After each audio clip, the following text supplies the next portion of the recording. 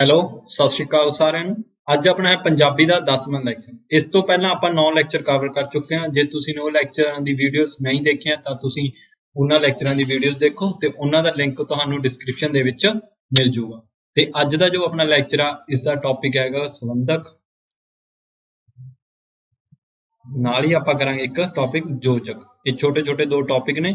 ਇਹਨਾਂ ਦੋਵੇਂ ਟੌਪਿਕਾਂ ਨੂੰ ਆਪਾਂ ਅੱਜ ਕਵਰ ਕਰਦੇ ਹਾਂ ਤੇ ਇਹ ਟੌਪਿਕ ਨੇ ਪੰਜਾਬ ਦੇ ਹਰੇਕ ਐਗਜ਼ਾਮ ਦੇ ਲਈ ਇੰਪੋਰਟੈਂਟ ਨੇ, ਜਿਵੇਂ ਪੀਸੀਐਸ ਹੋ ਗਿਆ, ਪੀਪੀਐਸਸੀ ਹੋ ਗਿਆ, ਪਟਵਾਰੀ ਹੋ ਗਿਆ ਤੇ ਐਸਐਸ ਬੋਰਡ ਹੋ ਗਿਆ। ਇਹਨਾਂ ਐਗਜ਼ਾਮ ਦੇ ਵਿੱਚ ਕਿਤੇ ਨਾ ਕਿਤੇ ਇਹਨਾਂ ਦੇ ਰਿਲੇਟਡ ਕੁਐਸਚਨ ਆ ਜਾਂਦਾ, ਤਾਂ ਤੁਸੀਂ ਇਸ ਟੌਪਿਕ ਨੂੰ ਧਿਆਨ ਨਾਲ ਸੁਣਿਓ ਤੇ ਇਸ ਟੌਪਿਕ ਤੁਹਾਡੇ ਲਈ ਬਹੁਤ ਬੈਨੀਫਿਟ ਹੋਊਗਾ। ਦਿਸ ਲੈਕਚਰ ਰਿਪਰੈਜ਼ੈਂਟਡ ਬਾਈ ਮੀ ਦਵਿੰਦਰ ਸਿੰਘ। ਤੇ ਇਸ ਲੈਕਚਰ ਦੇ ਰਿਲੇਟਡ ਜਾਂ ਤੁਹਾਨੂੰ ਇੰਸਟੀਚਿਊਟ ਦੇ ਰਿਲੇਟਡ ਕੋਈ ਵੀ ਇਨਫੋਰਮੇਸ਼ਨ ਲੈਣੀ ਆ ਤਾਂ ਤੁਸੀਂ ਦਿੱਤੇ ਹੋਏ ਕੰਟੈਕਟ ਨੰਬਰ ਤੇ ਕਾਲ ਕਰ ਸਕਦੇ ਹੋ। ਤੇ ਸਾਡੇ ਕੁਝ ਪੇਡ ਕੋਰਸਸ ਚੱਲਦੇ ਨੇ, ਜੇ ਤੁਸੀਂ ਉਹਨਾਂ ਨੂੰ ਜੁਆਇਨ ਕਰਨਾ ਚਾਹੁੰਦੇ ਹੋ ਤਾਂ ਇਸ ਕੰਟੈਕਟ ਨੰਬਰ ਤੇ ਕਾਲ ਕਰਕੇ ਉਹਨਾਂ ਬਾਰੇ ਜਾਣਕਾਰੀ ਲੈ ਸਕਦੇ ਹੋ। ਤੇ ਇਸ ਲੈਕਚਰ ਦਾ ਪੀਡੀਐਫ ਤੇ ਹੋਰ ਪੀਡੀਐਫ ਦੇ ਲਈ ਤੁਸੀਂ ਸਾਡਾ ਬਾਲਾਜੀ ਐਜੂਕੇਸ਼ਨ ਪੁਆਇੰਟ ਦਾ ਜੋ ਟੈਲੀਗ੍ਰਾਮ ਗਰੁੱਪ ਆ ਉਸ ਨੂੰ ਜੁਆਇਨ ਕਰੋ। ਉੱਥੇ ਤੁਹਾਨੂੰ ਹਰੇਕ ਪੀਡੀਐਫ ਪ੍ਰੋਵਾਈਡ ਕੀਤਾ ਜਾਊਗਾ।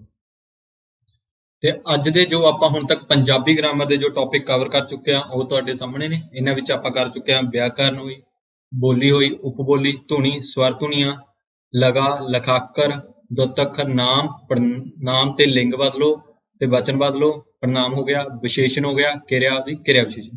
ਤੇ ਇਹ ਵਾਲੇ ਟੌਪਿਕ ਆਪਾਂ ਹੁਣ ਤੱਕ ਕਵਰ ਕਰ ਚੁੱਕੇ ਆ ਤੇ ਇਹ ਸਾਰੇ ਟੌਪਿਕ ਆਪਣੇ 9 ਲੈਕਚਰਾਂ ਦੇ ਵਿੱਚ ਕੰਪਲੀਟ ਹੋ ਚੁੱਕੇ ਨੇ ਤੇ ਉਹਨਾਂ ਦੀ ਵੀਡੀਓ ਦਾ ਜੋ ਲਿੰਕ ਆ ਤੁਹਾਨੂੰ ਡਿਸਕ੍ਰਿਪਸ਼ਨ ਦੇ ਵਿੱਚ ਮਿਲ ਜੂਗਾ। ਤੇ ਅੱਜ ਦਾ ਜੋ ਟੌਪਿਕ ਆਪਾਂ ਅੱਜ ਸ਼ੁਰੂ ਕਰਦੇ ਹਾਂ। ਅੱਜ ਦਾ ਆਪਣਾ ਟੌਪਿਕ ਹੈ ਮੇਨ ਪਹਿਲਾ ਆ ਜਾਂਦਾਗਾ ਸੰਬੰਧਕ। ਸੰਬੰਧਕ ਕੀ ਆ? ਸੰਬੰਧਕ ਸ਼ਬਦ ਤੋਂ ਹੀ ਆਪਾਂ ਨੂੰ ਪਤਾ ਲੱਗ ਜਾਂਦਾ ਵੀ ਸੰਬੰਧਕ ਕੀ ਹੈ। ਇੱਕ ਸੰਬੰਧ ਦਰਸਾ ਰਿਹਾ, ਕੋਈ ਵੀ ਦੋ ਵਾਕ ਨੇ ਉਹਨਾਂ ਨੂੰ ਆਪਸ ਵਿੱਚ ਜੋੜਦਾਗਾ ਤੇ ਉਹਨਾਂ ਦੇ ਰਿਲੇਟ ਜੋ ਵੀ ਇੱਕ ਸ਼ਬਦ ਨਾਲ ਸ਼ਬਦ ਨੂੰ ਰਿਲੇਟ ਬਣਾ ਰਿਹਾਗਾ ਤਾਂ ਉਹ ਸੰਬੰਧਕ ਹੀ ਬਣਾਉਂਦਾਗਾ। ਫੋਰ ਐਗਜ਼ਾਮਪਲ, ਜਿਵੇਂ ਆਪਾਂ ਐਗਜ਼ਾਮਪਲ ਕਰਦੇ ਹਾਂ, ਜਿਵੇਂ ਵਾਕ ਲਿਖਿਆ ਹੋਇਆ ਉਹ ਕਾਰ ਵਿੱਚ ਬੈਠੇ ਹਨ, ਪਰ ਇਹਦੇ ਵਿੱਚ ਜੇ ਆਪਾਂ ਸੰਬੰਧਕ ਨੂੰ ਹਟਾ ਦਿੱਤਾ ਜਾਵੇ, ਜਿਵੇਂ ਸੰਬੰਧਕ ਹੈ ਇਹਦੇ ਵਿੱਚ ਸੰਬੰਧਕ ਤਾਂ ਇਹਨੂੰ ਹਟਾ ਦਿੱਤਾ ਜਾਵੇ, ਆਪਾਂ ਕਹਿੰਦੇ ਉਹ ਕਾਰ ਬੈਠੇ ਹਨ, ਤਾਂ ਇਹਦਾ ਕੋਈ ਮੀਨਿੰਗ ਨਹੀਂ ਬਣਦਾ। ਆਪਾਂ ਲਿਖ ਦਾਂਗੇ ਉਹ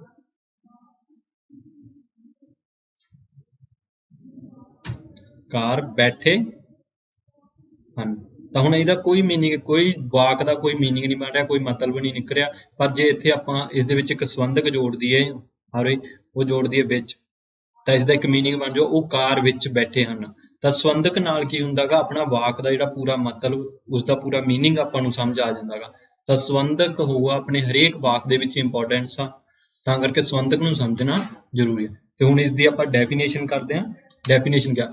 ਉਹ ਸ਼ਬਦ ਜੋ ਕਿਸੇ ਵਾਕ ਵਿੱਚ ਆਏ ਨਾਮ ਜਾਂ ਪੜਨਾਮ। ਨਾਮ ਹੋ ਗਿਆ, ਜਿਵੇਂ ਆਪਾਂ ਨਾਮ ਕਰਿਆ ਸੀਗਾ ਰਾਮ, ਸ਼ਾਮ, ਕਾਰ, ਜਿਵੇਂ ਇਸ ਵਾਕ ਦੇ ਵਿੱਚ ਕਾਰ ਆ ਗਈ, ਨਾਮ ਆ ਗਈ।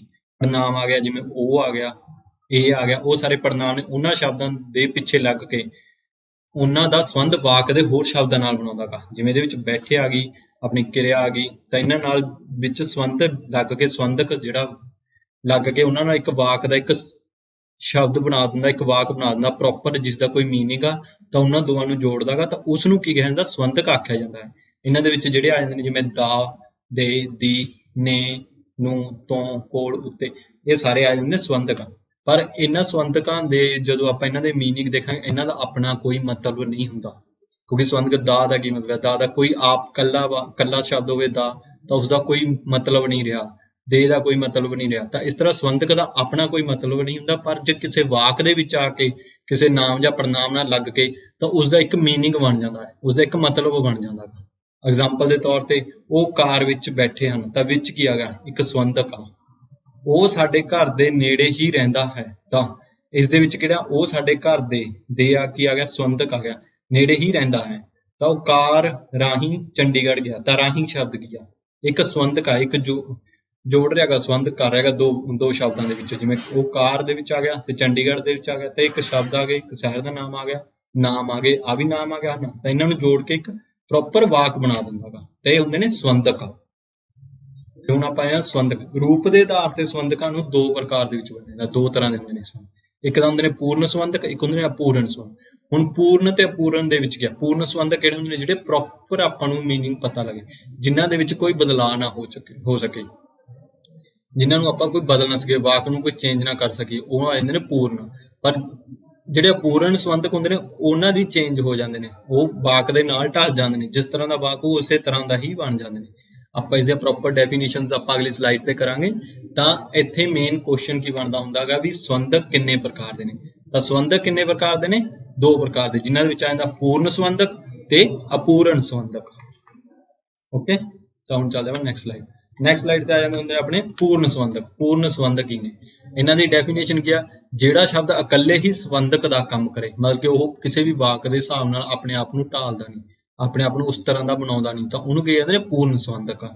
ਜਾਂ ਉਹਨਾਂ ਦੇ ਰੂਪ ਵਿੱਚ ਕੋਈ ਤਬਦੀਲੀ ਨਹੀਂ ਆਉਂਦੀ, ਜਿਨ੍ਹਾਂ ਦੇ ਰੂਪ ਵਿੱਚ ਤਬਦੀਲੀ ਆ ਜਾਂਦੀ, ਤਬਦੀਲੀ ਆਉਂਦੀ ਆ ਬਟ ਇੰਨੀ ਨਹੀਂ ਆਉਂਦੀ। ਜਿਸ ਤਰ੍ਹਾਂ ਹੁੰਦਾ ਦਾ, ਦੇ, ਦੀਦੀਆਂ, ਕੋਲ, ਉਸ ਤਰ੍ਹਾਂ ਦੇ ਆਉਂਦੇ, ਉਹ ਸਾਰੇ ਆਉਂਦੇ ਨੇ। ਜਿਵੇਂ ਰਾਜੂ ਦਾ ਬੈਟ ਵਧੀਆ ਹੈ, ਤਾਂ ਦਾ ਕੀ ਆ ਗਿਆ? ਤਬਦੀਲੀ ਨਹੀਂ ਆ ਉਹਨਾਂ ਦੀ। ਓਕੇ, ਕੋਈ ਗੱਲ ਨਹੀਂ। ਤਾਂ ਇਸੇ ਤਰ੍ਹਾਂ ਹੀ ਆ ਜਾਊਗਾ ਰਾਜੂ ਦਾ ਬੈਟ ਵਧੀਆ ਹੈ, ਤਾਂ ਦਾ ਕੀ ਆ ਗਿਆ? ਪੂਰਨ ਸੰਬੰਧਕ ਆ, ਕਿਉਂਕਿ ਵਾਕ ਦੇ ਹਿਸਾਬ ਨਾਲ ਬਣਿਆ ਹੋਇਆ। ਤਾਂ ਕੱਲ ਭਾਰਤ ਦਾ ਮੈਚ ਪਾਕਿਸਤਾਨ ਨਾਲ ਹੈ, ਤਾਂ ਇੱਥੇ ਵੀ ਦਾ ਆ ਗਿਆ ਤੇ ਨਾਲ ਆ ਗਿਆ। ਇਹ ਕੀ ਆ ਗਏ? ਸੰਬੰਧਕ ਆ ਗਏ, ਪੂਰਨ ਸੰਬੰਧਕ, ਜਿਨ੍ਹਾਂ ਦੇ ਨਾਲ ਹੀ ਰਹੂਗਾ। ਤਾਂ ਇੱਥੇ ਆਪਣੇ ਕੋਲ ਬਣਦੀ ਆ, ਜਿਹੜੇ ਕੁਐਸਚਨ ਬਣਦੇ ਨੇ ਉਹ ਬਣਦੇ ਨੇ 2। ਪੂਰਨ ਸੰਬੰਧਕ ਕੀ ਆ? ਵੀ ਜਿਹੜਾ ਸ਼ਬਦ ਇਕੱਲੇ ਹੀ ਸੰਬੰਧਕ ਦਾ ਕੰਮ ਕਰੇ, ਉਸ ਨਾਲ ਹੋਰ ਕੋਈ ਚੇਂਜ ਨਹੀਂ ਹੁੰਦੀ, ਹੋਰ ਕੋਈ ਬਦਲਾਅ ਨਹੀਂ ਹੁੰਦਾ, ਤਾਂ ਉਸ ਨੂੰ ਕਹਿੰਦੇ ਨੇ ਪੂਰਨ ਸੰਬੰਧਕ। ਓਕੇ, ਐਗਜ਼ਾਮਪਲ ਆ ਜਾਂਦੇ, ਜਾਂ ਤੁਹਾਡੇ ਕੋਲ ਇੱਕ ਕੁਐਸਚਨ ਬਣ ਜਾਊਗਾ ਰਾਜੂ ਦਾ ਬੈਟ ਵਧੀਆ, ਤਾਂ ਦਾ ਕਿਹੜਾ ਸੰਬੰਧਕ ਆ? ਤਾਂ ਉਹ ਕੀ ਆ ਜਾਂਦਾ? ਪੂਰਨ ਸੰਬੰਧਕ। ਓਕੇ, ਤਾਂ ਹੁਣ ਇੱਕ ਆ ਜਾਂਦਾ ਅਪੂਰਨ ਸੰਬੰਧਕ। ਅਪੂਰਨ ਸੰਬੰਧਕ ਕਿਹੜਾ ਗਾ? ਜਿਹੜਾ ਇਕੱਲਾ ਸੰਬੰਧਕ ਦਾ ਕੰਮ ਨਹੀਂ ਕਰਦਾ, ਸਗੋਂ ਪੂਰਨ ਸੰਬੰਧਕ ਨਾਲ ਮਿਲ ਕੇ ਇੱਕ ਸੰਬੰਧਕ ਅਲੱਗ ਤੋਂ ਇੱਕ ਸ਼ਬਦ ਬਣਾ ਦਿੰਦਾ ਗਾ। ਮਿਲ ਕੇ ਸੰਬੰਧਕ ਬਣਨ ਤੇ ਉਹਨਾਂ ਨੂੰ ਅਪੂਰਨ ਸੰਬੰਧਕ ਕਿਹਾ ਜਾਂਦਾ ਗਾ। ਜਿਵੇਂ ਨੇ, ਨੂੰ, ਤੋਂ, ਲਈ, ਰਾਹੀਂ, ਦੁਆਰਾ, ਵਾਸਤੇ, ਇਸ ਤਰ੍ਹਾਂ।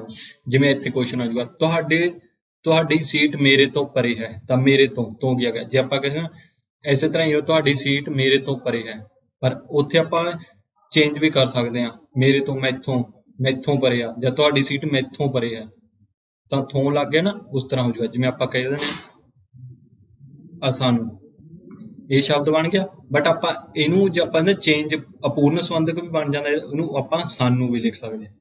ਤਾਂ ਇਸ ਤਰ੍ਹਾਂ ਦੇ ਹੁੰਦੇ ਨੇ ਅਪੂਰਨ ਸੰਬੰਧਕ, ਜਿਹੜੇ ਉਸ ਤੋਂ ਵਗ ਜਾਂਦੇ ਨੇ।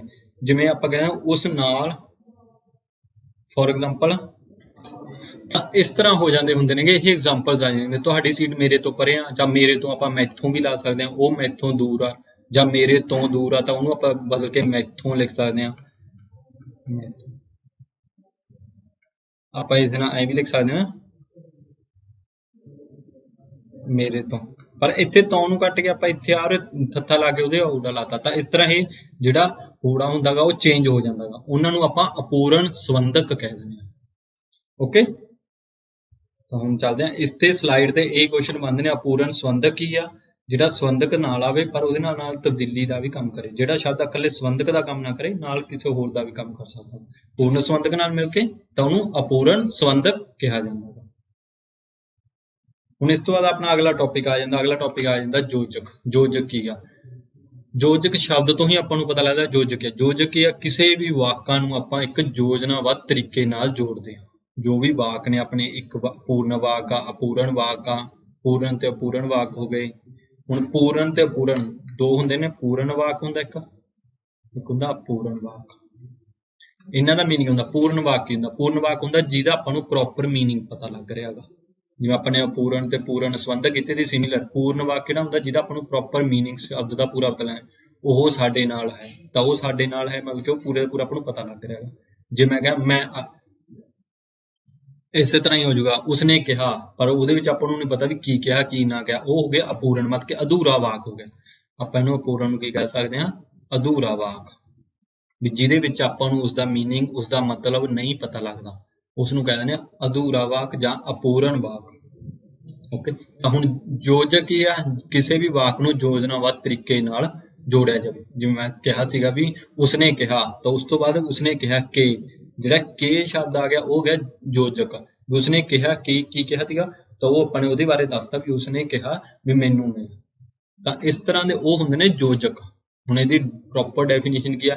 ਯੋਜਕ ਉਹਨਾਂ ਸ਼ਬਦਾਂ ਨੂੰ ਕਿਹਾ ਜਾਂਦਾ ਜਿਹੜੇ 2 ਸ਼ਬਦਾਂ ਜਾਂ 2 ਸ਼ਬਦ ਹੋਏ ਕੋਈ ਵੀ, ਜਿਵੇਂ ਰਾਮ ਤੇ ਸ਼ਾਮ ਹੋ ਗਿਆ। ਰਾਮ ਤੇ ਸ਼ਾਮ ਹੋ ਗਿਆ, ਤਾਂ ਇਹ ਹੋ ਜਾਂਦੇ ਨੇ ਜਿਵੇਂ ਰਾਮ ਤੇ ਸ਼ਾਮ।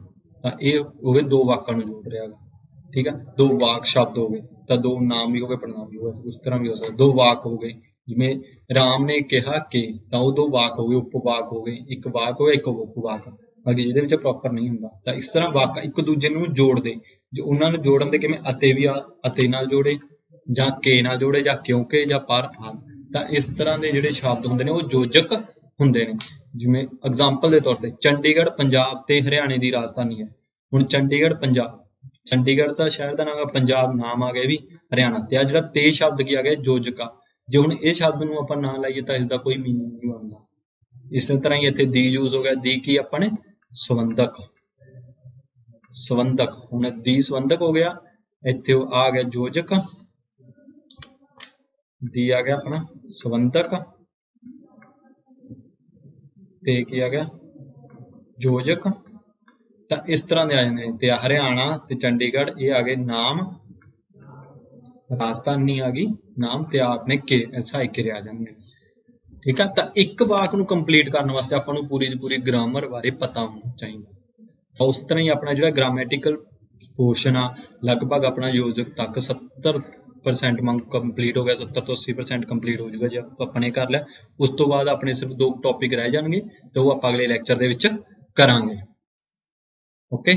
ਤਾਂ ਹੁਣ ਇਸ ਤੋਂ ਬਾਅਦ ਆ ਜਾਂਦੀ ਅਗਲੀ ਐਗਜ਼ਾਮਪਲ ਬਣ ਜਾਂਦੀ ਆ ਕਿ ਜੇ ਅਸੀਂ ਆਪਣੇ ਵਰਤਮਾਨ ਦਾ ਪੂਰੀ ਤਰ੍ਹਾਂ ਆਨੰਦ ਲੈਂਦੇ ਹਾਂ ਤਾਂ ਅਸੀਂ ਆਪਣੇ ਚੰਗੇ ਭਵਿੱਖ ਦੇ ਬੀਜ ਬੀਜ ਰਹੇ ਹਾਂ। ਹੁਣ ਇਹਦੇ ਵਿੱਚ 2 ਵਾਕ ਆ ਗਏ, 2 ਕਿਹੜੇ ਵਾਕ ਆ ਗਏ, ਕੋਈ ਵੀ 2 ਮਿਸ਼ਰਤ ਵਾਕ ਆ ਗਏ, ਵਾਕ ਵੀ ਮਿਸ਼ਰਤ ਵਾਕ ਹੋ ਗਿਆ, ਮਤਲਬ ਕਿ ਇਹਦੇ ਵਿੱਚ ਪੂਰੇ ਦਾ ਪੂਰਾ ਵਾਕ ਆ ਗਿਆ। ਤਾਂ ਦੇਖੋ ਜੇ ਅਸੀਂ ਆਪਣੇ ਵਰਤਮਾਨ ਦਾ ਪੂਰੀ ਤਰ੍ਹਾਂ ਆਨੰਦ ਲੈਂਦੇ ਹਾਂ, ਇੱਕ ਆ ਵਾਕ ਬਣ ਗਿਆ, ਇੱਕ ਬਣ ਗਿਆ ਅਸੀਂ ਆਪਣੇ ਚੰਗੇ ਭਵਿੱਖ ਦੇ ਬੀਜ ਬੀਜ ਰਹੇ ਹੁੰਦੇ ਆ। ਤਾਂ ਚੰਗੇ ਭਵਿੱਖ ਦੇ ਬੀਜ, ਹੁਣ ਇਹਦੇ ਤਾਂ ਤੇ ਜੇ, ਤਾਂ ਇਹਨਾਂ ਦੇ ਵਿੱਚ ਆ ਜਾਊਗਾ ਜਿਹੜਾ ਤਾਂ ਆ ਜਾਊਗਾ ਮੇਨ ਆ ਵਰਡ, ਇਹ ਕੀ ਬਣ ਗਿਆ ਯੋਜਕ, ਤੇ ਉਧਰ ਇੱਕ ਆ ਜੋ ਜੇ ਯੋਜਕ। ਓਕੇ। ਤਾਂ ਇਸ ਤਰ੍ਹਾਂ 2 ਵਾਕਾਂ ਨੂੰ ਆਪਸ ਵਿੱਚ ਜੋੜੇ ਜਾਂ 2 ਨਾਵਾਂ ਜਾਂ ਪੜਨਾਵਾਂ ਨੂੰ ਆਪਸ ਵਿੱਚ ਜੋੜੇ, ਉਹ ਯੋਜਕ ਦਾ ਕੰਮ ਕਰਦੇ ਨੇ। ਸਿਮੀਲਰ ਹੁੰਦੇ ਨੇ ਸੰਬੰਧਕ ਤੇ ਯੋਜਕ, ਇੱਕੋ ਤਰ੍ਹਾਂ ਦੇ ਹੁੰਦੇ ਨੇ। ਬਸ ਸੰਬੰਧਕ ਦੇ ਵਿੱਚ ਇਹ ਹੋ ਜਾਂਦਾ ਗਾ ਵੀ ਉਹ ਸੰਬੰਧ ਦਰਸਾਉਂਦਾਗਾ 2 ਚੀਜ਼ਾਂ ਦੇ ਵਿੱਚ। ਯੋਜਕ ਦੇ ਵਿੱਚ ਇਹ ਹੁੰਦਾ ਕਿ 2 ਵਾਕਾਂ ਨੂੰ ਜੋੜ ਰਿਹਾ ਗਾ, ਉਹ ਸਿਰਫ ਸ਼ਬਦਾਂ ਨੂੰ ਜੋੜਦਾ ਗਾ, ਇਹ ਵਾਕ ਨੂੰ ਜੋੜਦਾ ਪੂਰੇ ਦੇ ਪੂਰੇ। ਓਕੇ। ਤਾਂ ਹੁਣ ਇਸ ਸਲਾਈਡ ਦੇ ਕੁਐਸਚਨ ਕੀ ਬਣਦਾ, ਯੋਜਕ ਕੀ ਆ, ਯੋਜਕ ਦੀ ਪ੍ਰੋਪਰ ਡੈਫੀਨੇਸ਼ਨ। ਜੇ ਤੁਹਾਨੂੰ ਕੋਈ ਵਾਕ ਦੇ ਤਾਂ ਉਹਦੇ ਵਿੱਚ ਪੁੱਛ ਲਿਆ ਜਾਊਗਾ ਯੋਜਕ, ਇਸ ਵਿੱਚ ਯੋਜਕ ਕਿਹੜਾ ਹੈ, ਤਾਂ ਉਹਦਾ ਆਨਸਰ ਆ ਜਾਊਗਾ। ਹੁਣ ਚੱਲਦੇ ਆਪਾਂ ਨੈਕਸਟ ਸਲਾਈਡ। ਨੈਕਸਟ ਸਲਾਈਡ ਤੇ ਕੀ ਆ ਜਾਂਦਾ, ਯੋਜਕ ਕਿੰਨੇ ਪ੍ਰਕਾਰ ਦੇ। ਯੋਜਕ ਨੂੰ 2 ਭਾਗਾਂ ਦੇ ਵਿੱਚ ਵੰਡਿਆ, ਇੱਕ ਦਾ ਕਾਰਜ, ਇੱਕ ਬਣਤਰ। ਹੁਣ ਕਾਰਜ ਕਿਹੜਾ, ਜਿਹੜੇ ਆਪਣੇ ਕੰਮ ਦੇ ਆਧਾਰ ਤੇ ਹੁੰਦੇ ਨੇ ਉਹਨਾਂ ਨੂੰ ਕਹਿੰਦੇ ਨੇ ਕਾਰਜ। ਬਣਤਰ ਦੇ ਆਧਾਰ ਤੇ ਜਦੋਂ ਆਪਾਂ 2 ਵਾਕਾਂ ਨੂੰ ਜੋੜਦੇ ਹਾਂ ਤਾਂ ਉਹ ਬਣਤਰ ਬਣ ਗਈ। 2 ਵਾਕ ਆਪਸ ਵਿੱਚ ਇੱਕ ਮਿਸ਼ਰਤ ਵਾਕ ਹੋ ਗਏ, ਤਾਂ ਉਹਨਾਂ ਨੂੰ ਜੋੜਦੇ ਹਾਂ ਤਾਂ ਉਹਨਾਂ ਨੂੰ ਬਣਤਰ ਦੇ ਆਧਾਰ ਤੇ ਕਿਹਾ ਜਾਂਦਾ ਹੈ। ਤਾਂ ਕਾਰਜ ਦੇ ਆਧਾਰ ਤੇ ਅੱਗੇ ਫਿਰ ਇਹ 2 ਟਾਈਪ ਦੇ ਆ ਜਾਂਦੇ, ਜਿਵੇਂ ਸਮਾਨ ਤੇ ਅਧੀਨ ਯੋਜਕ। ਕਿਉਂਕਿ ਆਪਾਂ ਨੂੰ ਬੁੱਕਸ ਦੇ ਵਿੱਚ ਜਿਹੜੇ ਵੀ ਆਪਾਂ ਲੈਂਦੇ ਹਾਂ ਤਾਂ ਉਹਨਾਂ ਵਿੱਚ ਸਿਰਫ ਇਹੀ ਲਿਖਿਆ ਹੁੰਦਾ ਵੀ ਯੋਜਕਾਂ ਨੂੰ ਕਾਰਜ ਦੇ ਆਧਾਰ ਤੇ ਕਿੰਨੇ ਤਰ੍ਹਾਂ 'ਚ ਵੰਡਿਆ ਗਿਆ। ਤਾਂ ਕਿੰਨੇ ਤਰ੍ਹਾਂ ਦੇ ਵੰਡਿਆ ਗਿਆ, ਸਮਾਨ ਤੇ ਅਧੀਨ ਯੋਜਕ। ਤਾਂ ਹੁਣ ਇੱਥੇ 2 ਹੀ ਕੁਐਸਚਨ ਇੰਪੋਰਟੈਂਟ ਬਣਦੇ, ਯੋਜਕਾਂ ਨੂੰ ਕਿੰਨੇ ਭਾਗਾਂ 'ਚ ਵੰਡਿਆ ਗਿਆ, ਉਹ ਵੀ 2 ਪ੍ਰਕਾਰ, ਜਾਂ ਕਹਿੰਦੇ ਯੋਜਕ ਨੂੰ ਕਿੰਨੇ ਪ੍ਰਕਾਰ ਦੇ, 2 ਪ੍ਰਕਾਰ ਦੇ ਹੁੰਦੇ ਨੇ, ਜਾਂ ਯੋਜਕਾਂ ਨੂੰ ਕਾਰਜ ਦੇ ਆਧਾਰ ਤੇ ਕਿੰਨੇ ਭਾਗਾਂ 'ਚ ਵੰਡਿਆ ਗਿਆ, ਤਾਂ ਉਹ ਵੀ 2 ਟਾਈਪਸ ਦੇ ਹੀ ਹੁੰਦੇ ਨੇ। ਓਕੇ। ਤਾਂ ਹੁਣ ਚੱਲਦੇ ਆਪਾਂ ਨੈਕਸਟ ਸਲਾਈਡ ਤੇ। ਹੁਣ ਸਮਾਨ ਯੋਜਕ ਕੀ ਨੇ, ਸਮਾਨ ਯੋਜਕ ਕਿਹੜੇ ਨੇ, ਸਮਾਨ ਯੋਜਕ ਹੋਣਗੇ ਜਿਹੜੇ ਸਮਾਨ ਵਾਕ ਹੋਣਗੇ। ਕੋਈ ਵੀ 2 ਵਾਕ ਨੇ, ਇੱਕੋ ਜਿਹੇ ਵਾਕ ਨੇ, ਉਹਨਾਂ ਨੂੰ ਜੋੜਦੇ, ਉਹਨਾਂ ਨੂੰ ਕਹਿੰਦੇ ਨੇ ਸਮਾਨ ਯੋਜਕ। ਹੁਣ ਇਹਦੀ ਪ੍ਰੋਪਰ ਡੈਫੀਨੇਸ਼ਨ ਆ ਜਾਂਦੀ ਆ, ਜਿਹੜਾ ਯੋਜਕ ਸਮਾਨ ਜਾਂ ਬਰਾਬਰ ਦੇ ਸ਼ਬਦ ਵਾਕਾਂਸ਼ ਹੋਏ, ਵਾਕਾਂ ਨੂੰ ਜੋੜੇ। ਕੋਈ ਵੀ 2 ਵਾਕ ਨੇ ਉਹਨਾਂ ਨੂੰ ਆਪਸ ਵਿੱਚ ਜੋੜਦਾ ਤਾਂ ਉਹਨਾਂ ਨੂੰ ਕਿਹਾ ਜਾਂਦਾ ਗਾ ਸਮਾਨ ਯੋਜਕ। ਕੋਈ ਵੀ ਵਾਕ ਸੰਯੁਕਤ ਵਾਕ ਵੀ ਜੋੜ ਹੋ ਜਾਂਦੇ ਨੇ, ਮਿਸ਼ਰਤ ਹੁੰਦੇ ਨੇ, ਤਾਂ ਇਹਨਾਂ ਨੂੰ ਆਪਸ ਵਿੱਚ ਜੋੜਦਾ ਗਾ, ਤਾਂ ਇੱਕ ਤਰ੍ਹਾਂ ਦਾ ਇੱਕ ਸੰਯੁਕਤ ਵਾਕ ਦੀ ਸਿਰਜਣਾ ਕਰਦੇ ਨੇ। ਐਗਜ਼ਾਮਪਲ ਆ ਜਾਂਦੀ ਆ, ਚੰਡੀਗੜ੍ਹ ਪੰਜਾਬ ਤੇ ਹਰਿਆਣੇ ਦੀ ਰਾਜਧਾਨੀ ਆ। ਹੁਣ ਚੰਡੀਗੜ੍ਹ ਪੰਜਾਬ ਤੇ ਹਰਿਆਣੇ, ਹੁਣ ਤੇ ਆ ਗਿਆ ਇੱਥੇ, ਕਿਉਂਕਿ 2 ਆ ਗਏ, 2 ਸ਼ਬਦ ਆ ਗਏ, ਉਹਨਾਂ ਨੂੰ ਆਪਸ ਵਿੱਚ ਜੋੜ ਰਿਹਾ, ਤਾਂ ਇਹ ਆ ਗਿਆ ਸਮਾਨ ਯੋਜਕ। ਜੇ ਆ ਗਏ ਤਾਂ ਇਸੇ ਤਰ੍ਹਾਂ ਹੀ ਨੈਕਸਟ ਐਗਜ਼ਾਮਪਲ, ਰੇਸ਼ਮ ਸਿੰਘ ਨੌਕਰੀ ਕਰਦਾ ਹੈ ਨਾਲੇ ਪੜ੍ਹਦਾ ਹੈ। ਹੁਣ ਰੇਸ਼ਮ ਸਿੰਘ ਨੌਕਰੀ ਕਰਦਾ ਗਾ, ਇਹ ਤਾਂ ਆਪਣਾ ਪੂਰਨ ਵਾਕ ਆ ਗਿਆ, ਕਿਉਂਕਿ ਇਹਦੇ ਵਿੱਚ ਆਪਾਂ ਨੂੰ ਕੰਪਲੀਟ ਪਤਾ ਲੱਗ ਰਿਹਾ ਗਾ। ਪੜ੍ਹਦਾ ਹੈ, ਪੜ੍ਹਦਾ ਹੈ ਕੀ ਆ ਗਿਆ, ਜਾਂ ਅਪੂਰਨ ਆ ਗਿਆ। ਜੇ ਕੱਲਾ ਪੜ੍ਹਦਾ ਹੈ ਲਾਈਏ ਤਾਂ ਇਹ ਪੂਰਨ ਵਾਕ ਆ, ਕਿਉਂਕਿ ਇਹਨੂੰ ਆਪਾਂ ਨੂੰ ਪਤਾ ਨਹੀਂ ਲੱਗ ਰਿਹਾ ਪੜ੍ਹਦਾ ਹੈ, ਕੁਝ ਨਹੀਂ ਪਤਾ ਲੱਗ ਰਿਹਾ ਕੀ ਆ, ਕਿਉਂਕਿ ਕਿਰਿਆ ਆ ਗਈ ਨਾਲ ਉਹਦੇ ਲਾਗੇ। ਓਕੇ। ਤਾਂ ਜਦੋਂ ਇਹਨਾਂ ਨੂੰ ਇੱਕ ਯੋਜਕ ਨਾਲ ਜੋੜਿਆ ਜਾਵੇ, ਇੱਕ ਯੋਜਨਾਬੱਧ ਤਰੀਕੇ ਨਾਲ ਜੋੜਿਆ ਜਾਵੇ, ਤਾਂ ਇਸ ਦੇ ਪੂਰੇ ਦਾ ਪੂਰੇ ਵਾਕ ਦਾ ਮੀਨਿੰਗ ਬਣ ਜਾਊਗਾ। ਰੇਸ਼ਮ ਸਿੰਘ ਨੌਕਰੀ ਕਰਦਾ ਹੈ ਨਾਲੇ ਪੜ੍ਹਦਾ ਹੈ, ਤਾਂ ਹੁਣ ਇੱਥੇ ਜਿਹੜਾ ਸ਼ਬਦ ਨਾਲੇ ਆ ਗਿਆ ਕੀ ਆ ਗਿਆ, ਇਹ ਆ ਗਿਆ ਆਪਣਾ ਯੋਜਕ। ਕਿਹੜਾ ਯੋਜਕ ਆ ਗਿਆ? ਸਮਾਨ ਯੋਜਕ। ਤਾਂ ਸਮਾਨ ਯੋਜਕ ਹੁੰਦੇ ਨੇ।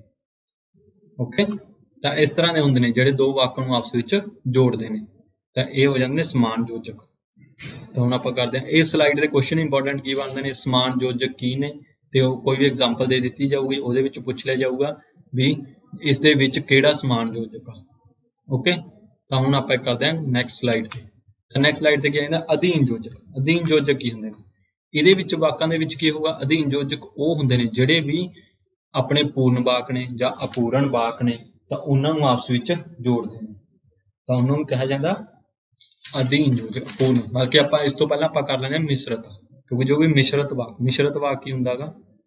ਜਿਨ੍ਹਾਂ ਦੇ ਵਿੱਚ ਅਪੂਰਨ ਵਾਕ ਤੇ ਪੂਰਨ ਵਾਕ ਨੂੰ ਆਪਸ ਵਿੱਚ ਜੋੜਿਆ ਜਾਂਦਾ ਵਾ, ਦੋਏ ਇਕੱਠੇ ਆ ਜਾਂਦੇ, ਉਹਨਾਂ ਨੂੰ ਜੋ ਜੋੜਨ ਦਾ ਕੰਮ ਕਰਦੇ ਨੇ ਉਹ ਅਧੀਨ ਯੋਜਕ ਕਰਦੇ ਨੇ। ਤਾਂ ਇਹ ਇੱਕ ਪ੍ਰੋਪਰ ਡੈਫੀਨੇਸ਼ਨ ਬਣ ਜਾਂਦੀ ਆ। ਉਹ ਹੁੰਦੇ ਕੋਈ ਆਸਾਮੀ ਵਾਕਤਮਿਕ ਬਣਤਰਾਂ, ਮਤਲਬ ਕਿ ਜਿਨ੍ਹਾਂ ਦਾ ਕੋਈ ਆਪਸ ਵਿੱਚ ਲੈਣਾ ਦੇਣਾ ਨਹੀਂ, ਬਟ ਉਹਨਾਂ ਨੂੰ ਆਪਾਂ ਜੋੜਦੇ ਆ, ਉਹਨਾਂ ਨੂੰ ਆਪਾਂ ਮਿਸ਼ਰਤ ਵਾਕ ਕਹਿੰਦੇ ਆ। ਤਾਂ ਉਹਨਾਂ ਨੂੰ ਜੋੜਨ ਦੇ ਪੱਧਰ ਤੇ ਉਹਨਾਂ ਨੂੰ ਜਦੋਂ ਜੋੜਿਆ ਜਾਂਦਾ ਗਾ, ਉਹ ਬਣ ਜਾਂਦੇ ਨੇਗੇ ਅਧੀਨ ਯੋਜਕ। ਇਹ ਸਿਰਫ ਮਿਸ਼ਰਤ ਵਾਕਾਂ ਦੀ ਸਿਰਜਣਾ ਕਰਦੇ ਨੇ। ਮਿਸ਼ਰਤ ਵਾਕ ਜੋ ਵੀ ਆਪਣੇ ਦੋ ਵਾਕ ਜੋੜ ਕੇ ਪੂਰਨ ਤੇ ਅਪੂਰਨ, ਉਹਨਾਂ ਨਾਲ ਹੋ ਗਏ, ਜਾਂ ਆਪਾਂ ਉਪਵਾਕ ਤੇ ਵਾਕਾਂ ਨੂੰ ਆਪਸ ਵਿੱਚ ਜੋੜਦਾ ਵਾ। ਓਕੇ, ਤਾਂ ਇਹ ਹੁੰਦੇ ਨੇ ਅਧੀਨ ਯੋਜਕ। ਜਿਵੇਂ ਐਗਜ਼ਾਮਪਲ ਜੇ ਹੋ ਗਿਆ, ਜਿਹੜਾ ਹੋ ਗਿਆ, ਜਿਵੇਂ ਹੋ ਗਿਆ, ਜਦੋਂ, ਜੇ, ਕਿਉਂਕਿ, ਤਾਂ, ਤਦੇ ਹੀ ਆਦਿ। ਹੁਣ ਐਗਜ਼ਾਮਪਲ ਦੇ ਤੌਰ ਤੇ ਕਰੀਏ, ਜੇ ਅਸੀਂ ਵਰਤਮਾਨ ਦਾ ਪੂਰੀ ਤਰ੍ਹਾਂ ਆਨੰਦ ਲੈਂਦੇ ਹਾਂ ਤਾਂ ਅਸੀਂ ਆਪਣੇ ਚੰਗੇ ਭਵਿੱਖ ਦੇ ਬੀਜ ਰਹੇ ਹੁੰਦੇ ਹਾਂ। ਤਾਂ ਇਹ ਆਪਾਂ ਨੇ ਪਹਿਲਾਂ ਵੀ ਪੜ੍ਹੇ ਤੇ ਉਹ ਸਿਰਫ ਯੋਜਕ ਦੇ ਵਿੱਚ ਪੜ੍ਹੀ ਤੇ ਇਹ ਵਾਕ। ਤਾਂ ਇਸ ਤਰ੍ਹਾਂ ਆਪਾਂ ਇਹ ਅਧੀਨ ਯੋਜਕ ਦਾ ਵਾਕ ਹੈ, ਕਿਉਂਕਿ ਇਹਦੇ ਵਿੱਚ ਆਪਣੇ ਕੋਲ ਦੋ ਵਾਕ ਆ ਗਏ, ਪੂਰਨ ਵਾਕ ਵੀ ਆ ਗਏ ਤੇ ਦੋ ਵਾਕ ਆ ਗਏ, ਇੱਕ ਆ ਵਾਕ ਬਣ ਗਿਆ। ਤਾਂ ਇਹਨਾਂ ਨੂੰ ਜਦੋਂ ਆਪਸ ਵਿੱਚ ਜੋੜਦੇ ਹਾਂ ਆਪਾਂ ਤਾਂ ਤੋਂ, ਜੇ ਤੇ ਤਾਂ ਲਾ ਕੇ, ਤਾਂ ਇਹਨਾਂ ਨਾਲ ਕੀ ਬਣ ਜਾਏ? ਅਧੀਨ ਯੋਜਕ ਆ ਗਏ। ਇਹਦੇ ਵਿੱਚ ਜੇ ਕੀ ਆ ਗਿਆ? ਅਧੀਨ ਯੋਜਕ। ਤਾਂ ਇਸੇ ਤਰ੍ਹਾਂ ਹੀ ਤੁਹਾਨੂੰ ਐਗਜ਼ਾਮ ਦੇ ਵਿੱਚ ਇੱਕ ਕੁਐਸਚਨ ਬਣੂਗਾ, ਤਾਂ ਉਸੇ ਵਿੱਚ ਪੁੱਛਿਆ ਜਾਊਗਾ ਵੀ ਅਧੀਨ ਯੋਜਕ ਆ ਜਾਂ ਸਮਾਨ ਯੋਜਕ ਆ। ਹੁਣ ਇੱਥੇ ਕੁਐਸਚਨ ਦੋ ਹੀ ਬਣਦੇ ਨੇ ਇੰਪੋਰਟੈਂਟ, ਅਧੀਨ ਯੋਜਕ ਕੀ ਆ, ਤੇ ਇੱਕ ਤੁਹਾਨੂੰ ਇੱਕ ਵਾਕ ਦੇ ਦਿੱਤਾ ਜਾਊਗਾ, ਤਾਂ ਉਸ ਦੇ ਵਿੱਚ ਪੁੱਛ ਲਿਆ ਜਾਊਗਾ ਵੀ ਇਸ ਵਿੱਚ ਅਧੀਨ ਯੋਜਕ ਕਿਹੜਾ ਹੈ। ਓਕੇ, ਤਾਂ ਹੁਣ ਆਪਾਂ ਚੱਲਦੇ ਹਾਂ ਨੈਕਸਟ ਸਲਾਈਡ। ਨੈਕਸਟ ਸਲਾਈਡ ਦੇ ਉੱਤੇ ਫਿਰ ਐਗਜ਼ਾਮਪਲ ਹੁੰਦੇ ਨੇ ਆਪਣੇ ਕੋਲ। ਮੁਗਲ ਫੌਜਾਂ ਦੇ ਮੁਕਾਬਲੇ ਗੁਰੂ ਜੀ ਨਾਲ ਬਹੁਤ ਥੋੜੇ ਸਿੰਘ ਸਿਪਾਹੀ ਸਨ, ਫਿਰ ਵੀ ਉਹ ਬਹਾਦਰੀ ਨਾਲ ਲੜੇ। ਹੁਣ ਮੁਗਲ ਫੌਜਾਂ ਦੇ ਨਾਲ ਬਹੁਤ ਥੋੜੇ ਸਿਪਾਹੀ ਸਨ, ਤਾਂ ਫਿਰ ਵੀ, ਹੁਣ ਇਹ ਇੱਕ ਅਲੱਗ ਤੋਂ ਵਾਕ ਬਣ ਰਿਹਾ, ਤਾਂ ਉਸ ਤੋਂ ਬਾਅਦ ਉਹ ਬਹਾਦਰੀ ਨਾਲ ਲੜੇ, ਤਾਂ ਇਹ ਅਲੱਗ ਤੋਂ। ਤੇ ਇੱਥੇ ਫਿਰ ਵੀ ਇੱਕ ਆ ਗਿਆ, ਤਾਂ ਜਿਹੜਾ ਫਿਰ ਵੀ ਆ ਇਹ ਕੀ ਆ? ਯੋਜਕ। ਕਿਹੜਾ ਯੋਜਕ ਆ? ਅਧੀਨ ਯੋਜਕ, ਕਿਉਂਕਿ ਕੋਈ ਵੀ ਦੋ ਵਾਕ ਨੇ ਜਿਹੜੇ ਮਿਸ਼ਰਤ ਵਾਕ ਨੇ, ਉਹਨਾਂ ਨੂੰ ਆਪਸ ਵਿੱਚ ਜੋੜ ਰਹੇ ਆ, ਦੋ ਵਾਕਾਂ ਨੂੰ ਇੱਕ ਮਿਸ਼ਰਤ ਵਾਕ ਬਣਾ ਦਿੰਦੇ ਆਪਾਂ। ਕੋਈ ਵੀ ਦੋ ਵਾਕਾਂ ਨੂੰ ਇੱਕ ਵਾਕਾਂਸ਼ ਹੋ ਗਿਆ, ਉਪਵਾਕਾਂ ਨੂੰ ਆਪਸ ਵਿੱਚ ਜੋੜ ਕੇ, ਤਾਂ ਉਹ ਫਿਰ ਵੀ ਯੂਜ਼ ਹੋਇਆ, ਤਾਂ ਉਹ ਹੋ ਗਿਆ ਅਧੀਨ ਯੋਜਕ, ਤੇ ਉਸੇ ਨਾਲ ਹੋਊਗਾ। ਸਿਮਿਲਰ ਥਰਡ ਐਗਜ਼ਾਮਪਲ ਬਣ ਜਾਂਦੀ ਆ, ਮਾਪੇ ਆਪਣੇ ਬੱਚਿਆਂ ਨੂੰ ਪੜ੍ਹਾਉਂਦੇ ਹਨ, ਇਹ ਅਲੱਗ ਤੋਂ ਵਾਕ ਬਣ ਗਿਆ ਇੱਕ, ਤਾਂ ਕਿ ਉਹਨਾਂ ਦਾ ਜੀਵਨ ਸਫਲ ਤੇ ਸੁਖਾਲਾ ਹੋ ਸਕੇ। ਤਾਂ ਇਸੇ ਤਰ੍ਹਾਂ ਵਿੱਚ ਤਾਂ ਕਿ ਕੀ ਆ ਗਿਆ? ਤਾਂ ਕਿ ਆ ਗਿਆ ਯੋਜਕ,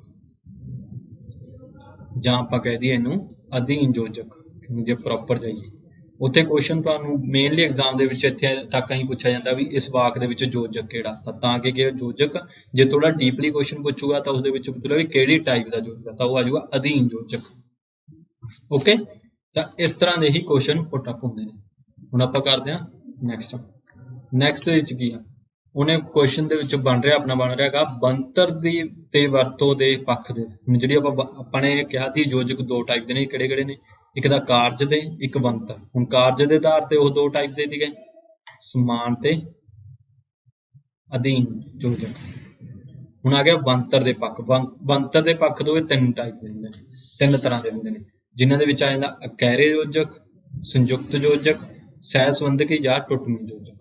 ਸਹਿ ਸੰਬੰਧਕੀ ਤੇ ਟੁੱਟਵੇਂ ਯੋਜਕ ਉਹ ਹੁੰਦੇ ਨੇ ਜਿਨ੍ਹਾਂ ਨੂੰ ਕਦੇ ਯੂਜ਼ ਕਰ ਲਿਆ ਜਾਂਦਾ, ਕਦੇ ਛੱਡ ਦਿੱਤਾ ਜਾਂਦਾ ਗਾ, ਜਾਂ ਇਹਨਾਂ ਨੂੰ ਕਈ ਵਾਰ ਦੋ ਪਾਰਟਸ ਵਿੱਚ ਆਪਸ ਵਿੱਚ ਜੋੜ ਦਿੱਤੇ ਜਾਂਦੇ ਨੇ, ਤਾਂ ਉਹ ਆ ਜਾਂਦੇ ਨੇ ਸਹਿ ਸੰਬੰਧਕੀ ਜਾਂ ਟੁੱਟਵੇਂ ਯੋਜਕ। ਤਾਂ ਹੁਣ ਇੱਥੇ ਕੁਐਸਚਨ ਇੰਪੋਰਟੈਂਟ ਇਹ ਬਣਦਾ ਵੀ ਜਿੱਥੇ ਕੁਐਸਚਨ ਆ ਜਾਏ ਬਣਤਰ ਦੇ ਆਧਾਰ ਤੇ ਯੋਜਕ ਕਿੰਨੇ ਪ੍ਰਕਾਰ ਦੇ ਨੇ, ਤਾਂ ਉਹ ਹੈਗੇ ਨੇ ਤਿੰਨ ਪ੍ਰਕਾਰ ਦੇ। ਤੇ ਕਿਹੜੇ ਨੇ? ਅਕੈਰੇ ਯੋਜਕ, ਸੰਯੁਕਤ ਯੋਜਕ ਤੇ ਸਹਿ ਸੰਬੰਧਕੀ ਯੋਜਕ। ਤਾਂ ਨੈਕਸਟ ਸਲਾਈਡ। ਹੁਣ ਅਕੈਰੇ ਯੋਜਕ ਕਿਹੜੇ ਨੇ? ਜਿਹੜੇ ਯੋਜਕ ਇੱਕ ਹੀ ਸ਼ਬਦ ਦਾ ਬਣਿਆ ਹੋਵੇ, ਉਹਨਾਂ ਨੂੰ ਕਹਿੰਦੇ ਨੇ ਅਕੈਰੇ ਯੋਜਕ। ਜਿਵੇਂ ਮੁੰਡੇ ਅਤੇ ਕੁੜੀਆਂ ਪੜ੍ਹ ਰਹੇ ਹਨ ਤਾਂ ਅਤੇ ਕੀ ਲੱਗ ਗਿਆ ਇੱਥੇ ਅਕੈਰੇ ਯੋਜਕ। ਓਕੇ, ਤਾਂ ਅੱਗੇ ਨੈਕਸਟ ਐਗਜ਼ਾਮਪਲ ਇਹਦੇ ਰਾਹ ਪਿਆ ਜਾਣੀਏ ਜਾਂ ਵਾਹ ਪਿਆ ਜਾਣੀਏ, ਜਾਂ ਸ਼ਬਦ ਆ ਗਿਆ ਕਿਉਂਕਿ ਸਿਰਫ ਇੱਕ ਹੀ ਸ਼ਬਦ ਦੇ ਬਣੇ ਹੋਏ ਨੇ, ਇਹਨਾਂ ਨਾਲ ਕੋਈ ਐਕਸਟਰਾ ਨਾਲ ਨਹੀਂ ਲੱਗਦਾ, ਉਹਨਾਂ ਨੂੰ ਕਹਿੰਦੇ ਨੇ ਅਕੈਰੇ ਯੋਜਕ।